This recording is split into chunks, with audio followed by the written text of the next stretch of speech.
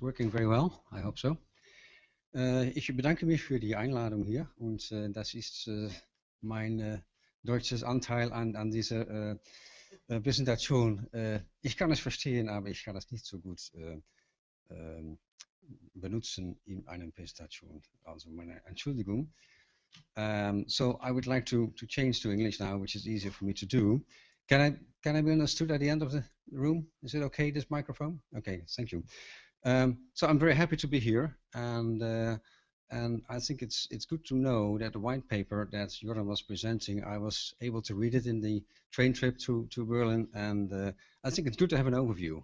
And I didn't know very much about Germany, so for me it was very helpful to read about the German situation. I was asked to tell you something about what's going on in the rest of the world, in Europe, and I'll try to do my best. It's difficult, of course, to address all those issues.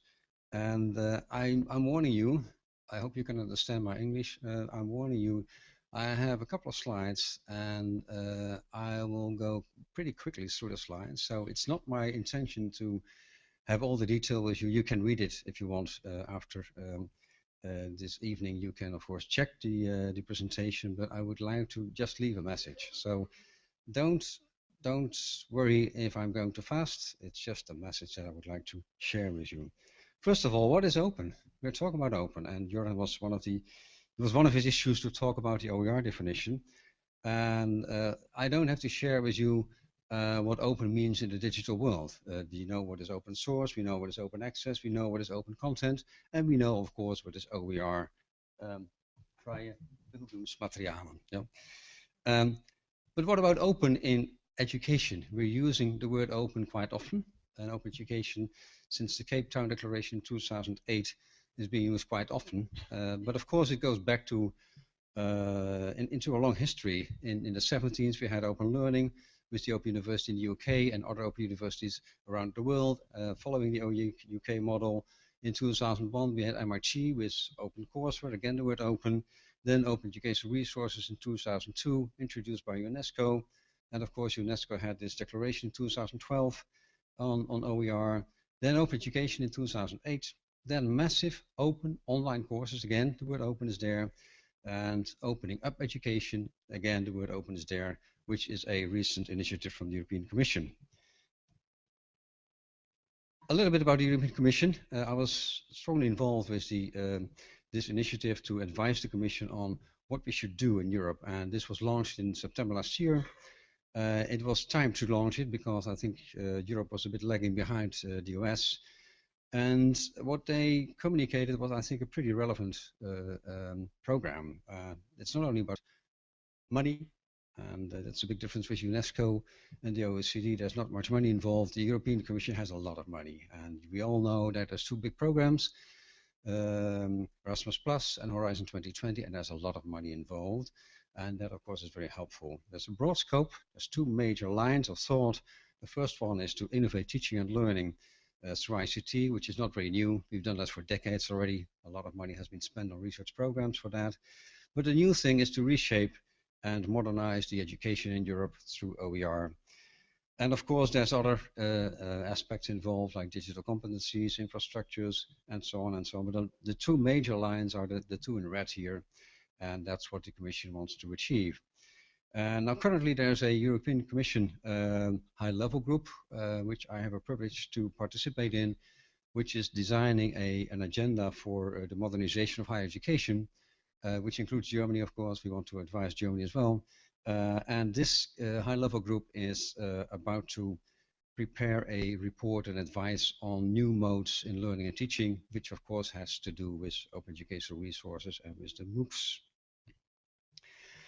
In fact, opening up education is a very nice umbrella because instead of talking about open education, which more or less delivers a paradigm, you say there is something which is on the move. There's a movement opening up education, which I think it's subtle, but it's very important because on the one hand, you see that it can change over time. There's no single moment which is all the time all the same, and also there is no single ideal model of education, as we all know for decades, for centuries already.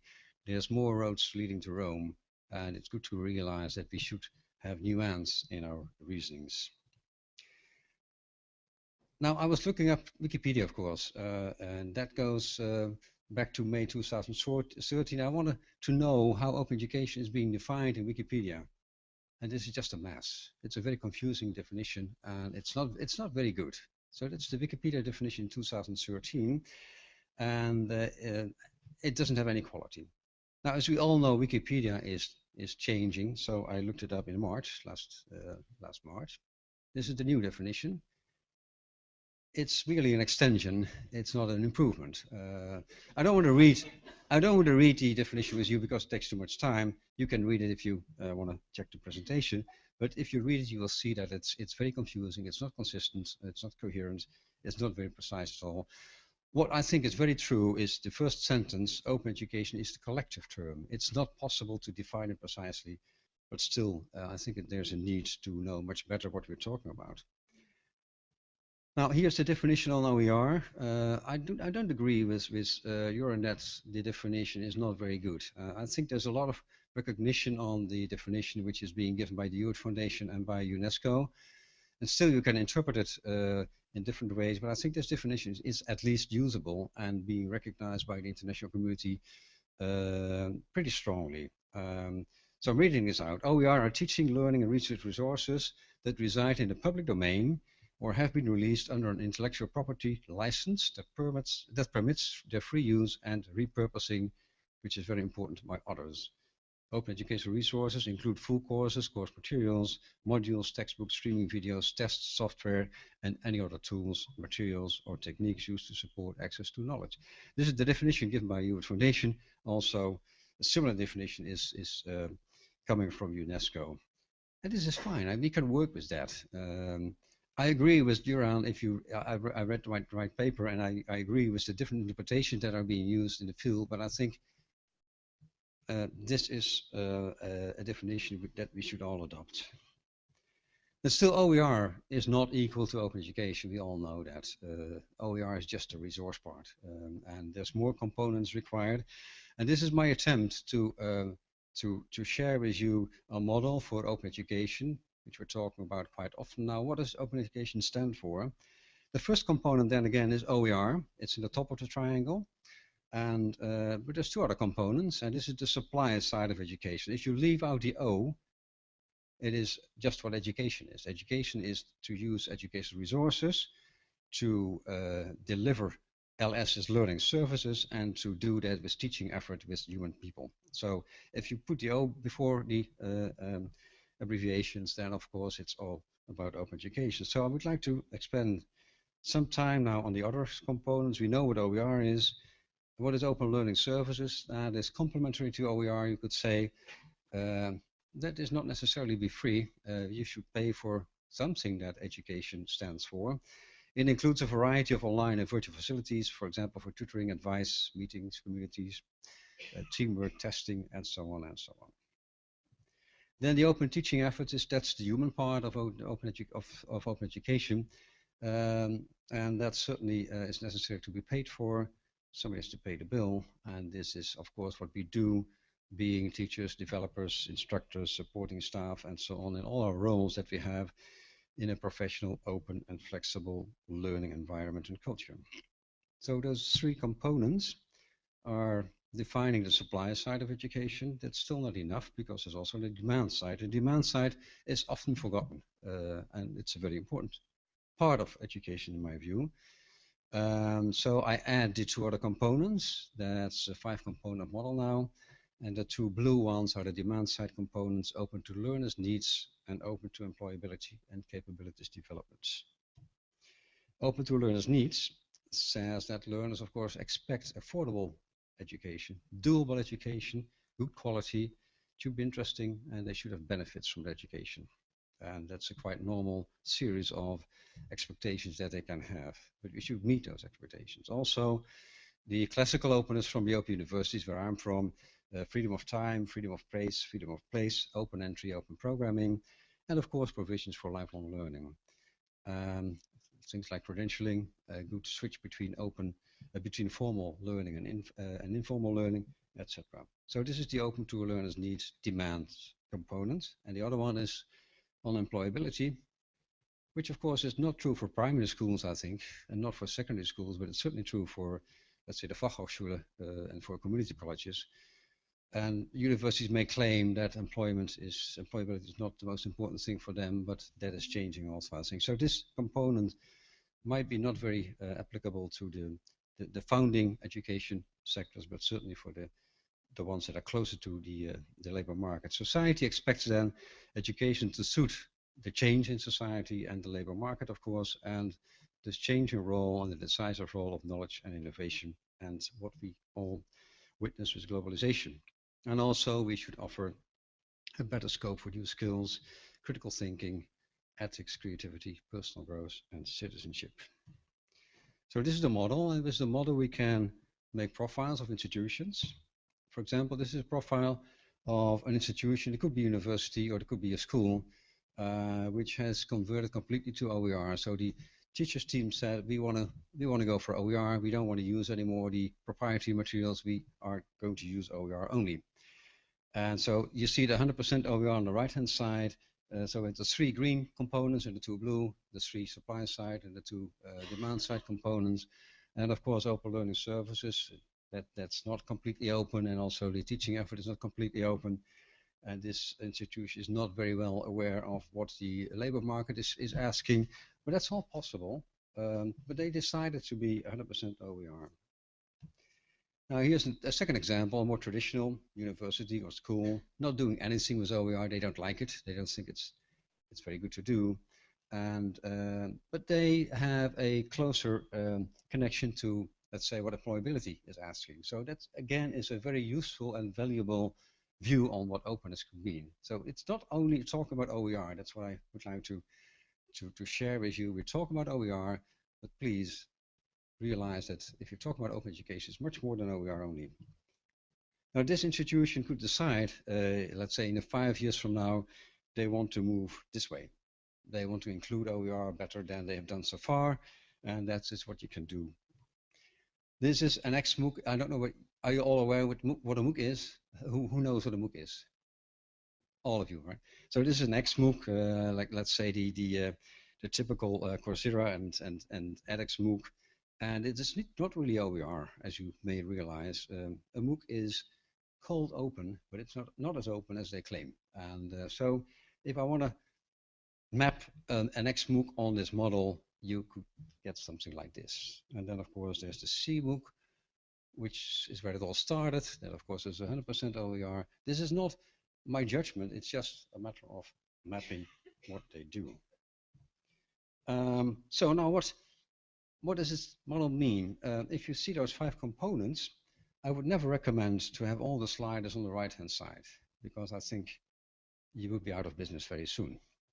I would not recommend to have all the sliders on the left-hand side, because then you don't know what's happening in your environment, apparently. There's one exception, and now OER comes really strong into the view.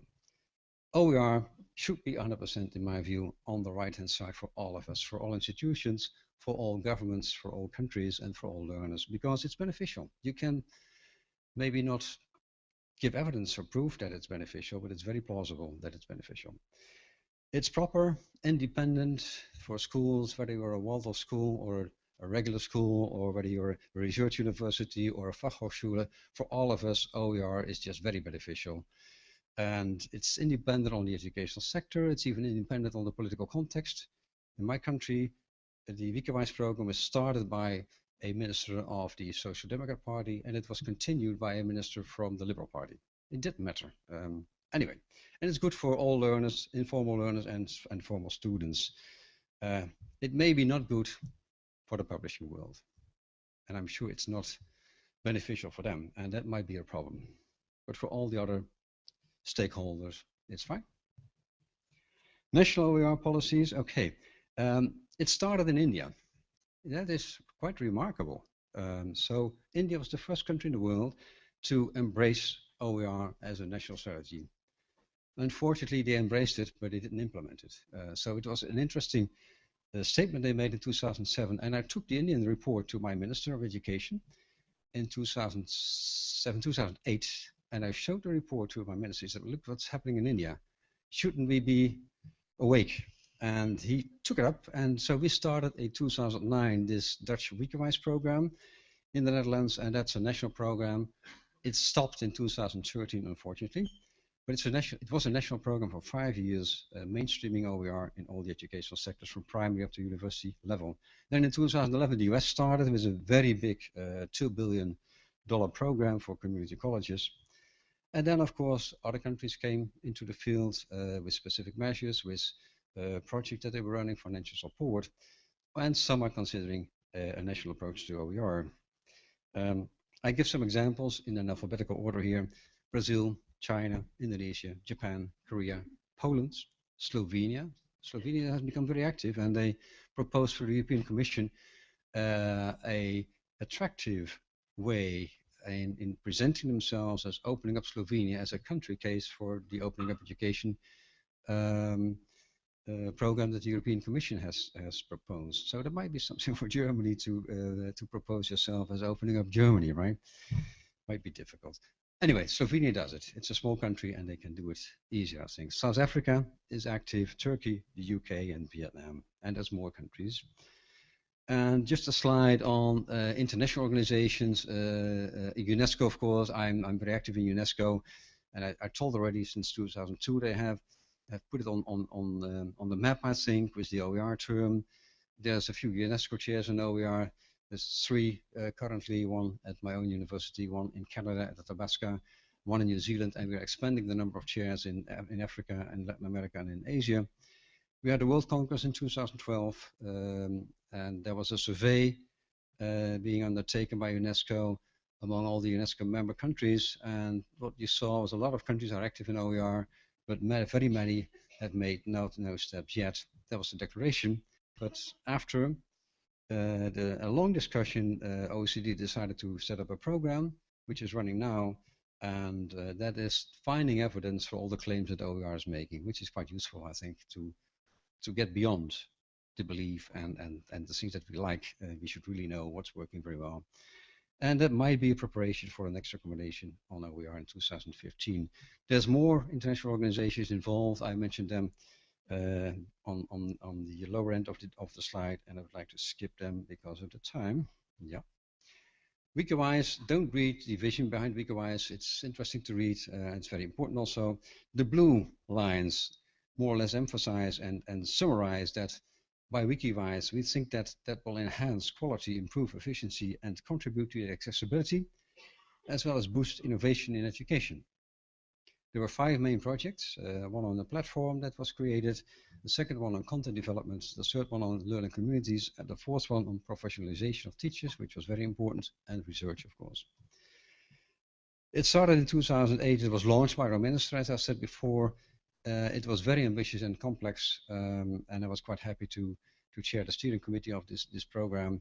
And I think it was pretty successful, and in the last 2 years we were working on making it more sustainable. And the last green line here says that the human factor, of course, turned out to be decisive. So we were claiming to have a longer route to make this happen, but politics is sometimes very difficult, and they don't have this endurance that you need. So if you want to have something happening for 10 to 15 years, it's taking too long. So our minister decided not to continue Weekenwijs, which was a very sad decision, and now to jump into the MOOCs. And that is a very ad hoc approach in my view. It's only for higher education, also very ad hoc, and we all see that the MOOC hype is already gone. I'm not against MOOCs at all. I'm a supporter of MOOCs. I'm very active in the MOOCs also myself, as long as you can use the MOOCs as an instrument, as a mechanism to reach the better goal, which is open education. Then my last part is then, and I think I can make it. I'm sorry, I was a bit quick, but I hope you got the message more or less. So in the Weekenwijs vision, you could read about this will enhance quality, it will improve efficiency, it will contribute to the accessibility, and it will boost innovation. Those 3, 1, 2, 3, are the government's responsibilities for education. It is about promoting and ensuring quality, the same for efficiency and for accessibility. Now what happens if you have here as a picture, which is, let's say, the corner of a room. It's a three-dimensional picture where you see accessibility, efficiency, and quality, and this is the level of those three dimensions for a specific country at a certain time. Now, if you want to improve on accessibility, it's difficult. You see the red triangle here, and you see you can improve on efficiency, but it mostly makes accessibility worse and it makes quality worse, right? On the right-hand side, you see a similar situation where you would like to increase quality, but it goes with the deterioration of efficiency, and accessibility may be the same. So that's a problem. It's difficult to change all the three at the same time. That is the iron triangle argument that John Daniel uses. So the hypothesis is then that if you want to improve performance along one dimension, it inevitably deteriorates the performance along one or both of the other dimensions, at least if these circumstances are the same. Now here's the solution. And again, the starting situation on the left-hand side is the same. And on the right-hand side, you see an infusion with OER. And then all of a sudden, you are able, apparently, from this picture, I must say, that you can increase accessibility, efficiency, and quality all at the same time. That's attractive. Why is it so? Once again, I can't prove it. I can make it plausible. Accessibility, of course, will be served quite easily because you have everything free online. So what do you want more? Quality can be improved because there's many peers involved and there's students involved who can give their feedback to the materials, and you can improve material easily. And efficiency, of course, is being improved because it's not necessary anymore to develop 15 courses in algebra or 20 courses in physics or 10 courses in humanities. So you don't have to replicate each other's efforts. And also, by doing this, in my view, you make the system much more sustainable than it is now.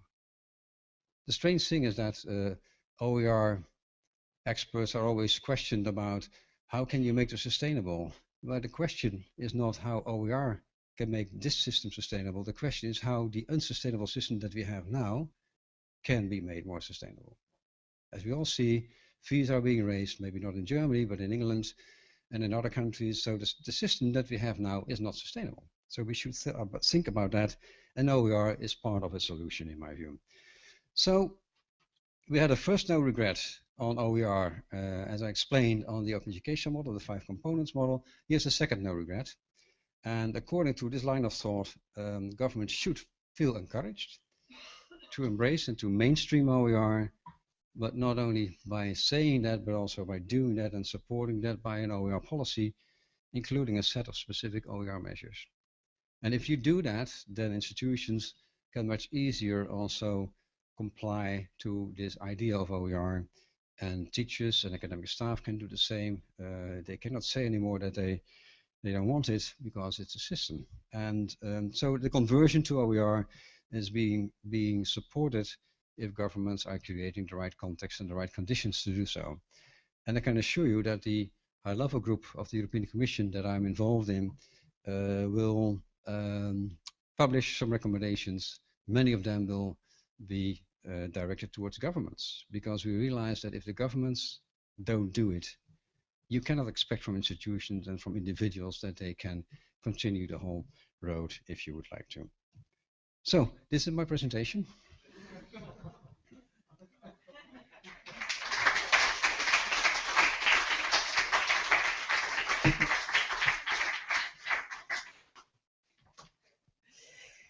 Ja, gibt es jetzt hierzu noch Fragen? Es ging alles sehr schnell, aber wir sollten uns die Zeit nehmen, dass alles klar ist, bevor wir in die Diskussion einsteigen. Hier vorne.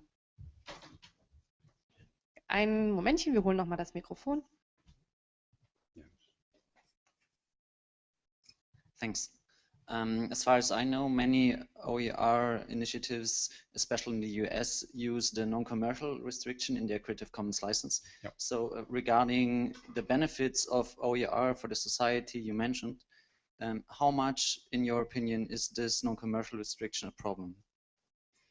I would say that non-commercial is not the best thing you could do. The best thing is to have a the most liberal license is I think the best thing to do, because in that case you can also apply the materials in a commercial setting, and that would be good for, let's say, private providers. For example, in my own country, in the Netherlands, we had a lot of debate with the publishers around Wikimines, and we assured them that we would have a CC BY license, which is the most liberal one, so that they could use the materials, not only the schools and universities, but also private providers.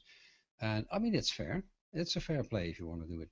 So I'm in favor of the most liberal license, although I know that many, let's say, academics don't like it because they think the commercial thing is something dirty.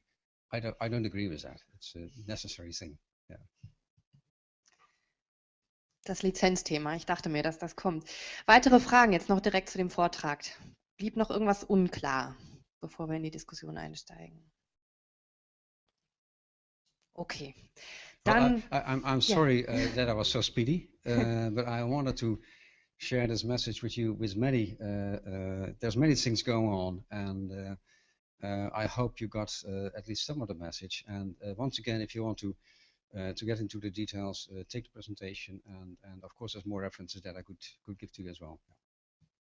du kannst jetzt auch direkt hier vorne hinkommen und deine Frage. Ich glaube nicht. Eine Frage wäre, could you give us a brief overview, maybe 2 minutes, on the initiative of the European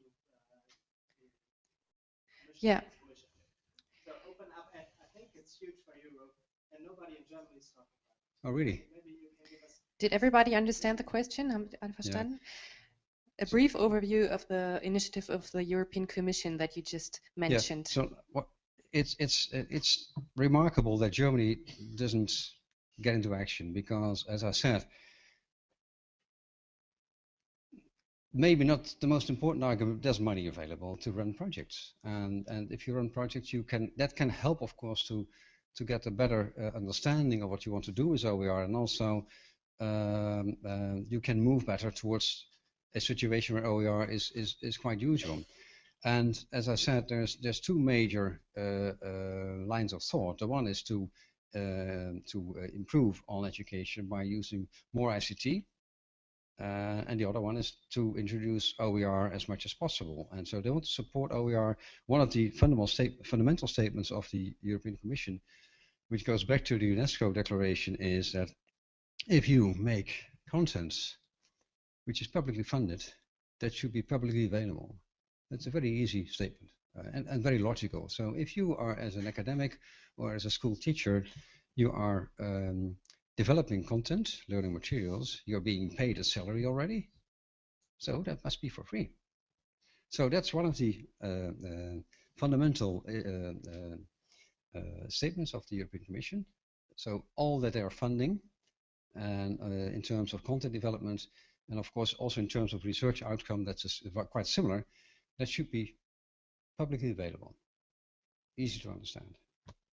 Anyway, I would certainly call on German people, on German researchers and German developers to really look into those programs. There's a lot of things that you can gain also in collaboration with other countries.